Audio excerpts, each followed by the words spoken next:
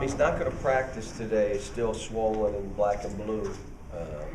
But he's, that stuff's all right. It'll take time, but he'll be fine. Expect him to play? I don't know yet. We'll see.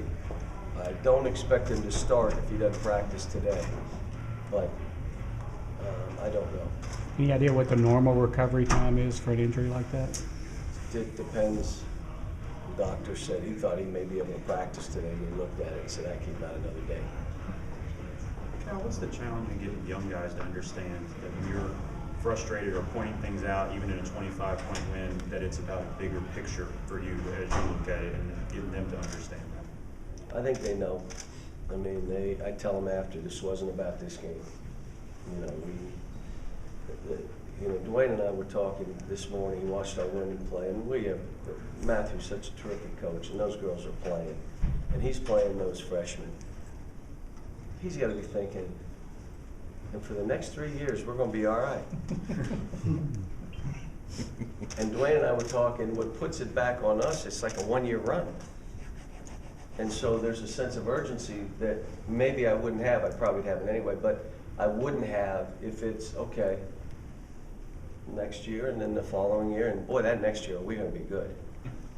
And it's not that's not the case here. I mean, we, in short order, we got to get these guys going, and but again, by the end of the year, we should be fine.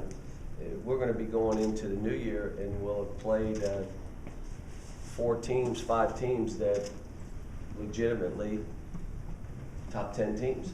That's not many people are doing that, and no one does it with all freshmen. No one. They wouldn't do it. We always hear every year a freshman who's played so long that he's pretty much a sophomore. When does that typically happen? What have you seen when that maturity level kind of? Usually it'll be February, March. We'll get an idea that they're now seasoned enough to go into those kind of games and play the game to win. It's no more showtime. It's not the hardest play I got to make. I'm not going to stop on defense. I will dive on the floor. I will take a charge. I'm not taking possessions off because I now understand. Usually that's February or March. Have you seen any of your players take big strides towards that yet? The one thing I like is that they're listening to what we're saying. We're just, the way we go about this, you got to just keep understanding. We've got young kids, and it's hard because I'm not looking at them like that. I'm looking at this team. How do I make them better? I'm not saying, well, he's young, he's young. No. We raise the bar here. Now, players that come here understand that. You're going to be challenged. It's the hardest place you can go and play basketball. You're not only challenged to practice, you're going to be challenged every game you play at someone's Super Bowl. You lose on the road, they storm the court, you have to really cover and run for the locker room. I mean, that's what you bought into coming here. And but I'm not changing. I mean, I raise the bar and make it hard. And the other thing these guys see is results, that the guys that listen and the guys that perform, good things have happened for them. Not only have good things happened for our team, good things have happened for them. John, you've had to deal with the young team since the one and done rule popped up and all. How much more vital does that make this period in December where you don't have to worry about that 20 hours in the classes and all that? Well, what we're doing now is, like yesterday, we practiced twice. We had dinner together, and they're together more. A couple of these guys are starting like a breakfast club. They get up and lift in the morning, 4 or 5 of them. Then they have breakfast together. We're going to practice. We'll have dinner together, and then we'll practice again.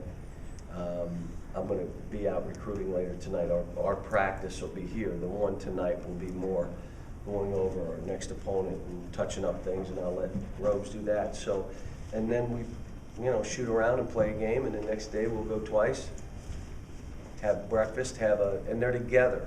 It's as much as getting them together all the time. Like, you're not on the phone when we're at dinner. Talk to one another. You're not on the phone. You're with these people. And if you choose not to be with us, that's okay. Now go somewhere else. But if you're going to be with us, when we eat dinner, we're at breakfast, we're with each other. This team doesn't talk enough right now, and it's something that we've got to get with. And bouncing on defense, playing for one another defensively, not saying, okay, my man doesn't have it, I'm stopping. It's all stuff that we got to get going with this group. You have a no cell phone rule at meals? Is that right? No, but you're not on it. I mean, I'm not saying, but if I see a guy on the phone, I'm like, What are you doing? You know, there's no reason. You got to, what, you want to talk to the phone more than you want to talk to your teammate? Is that person more important than your teammate? Well, then go sit with them. See you. Bye. You don't need to be here. It's all those kind of things. And again, it's new. They've never been taught that way or coached that way. They don't understand what's the big deal. I want to be on my own. Good, go to bowling. Golf's a good game. Singles, tennis, wrestling, not bad. But this is a team sport. And what do you still need to see from Duran to get him where you want him to be? He's just more of a consistent effort, and he's been terrific. Now, let me explain what's happened to him. He did the extra work now. He's coming a half hour, 45 minutes, getting conditioning, shooting, and work in. Have you seen the results? It isn't that, but that's hard.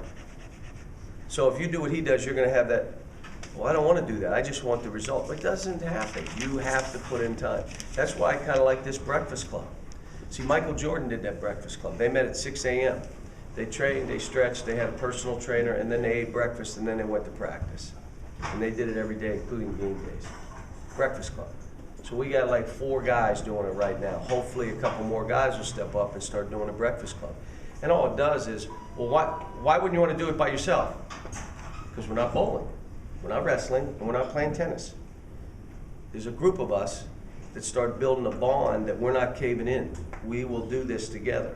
So, you know, that's a neat thing that's happening, and that's that next step to us becoming a little better team.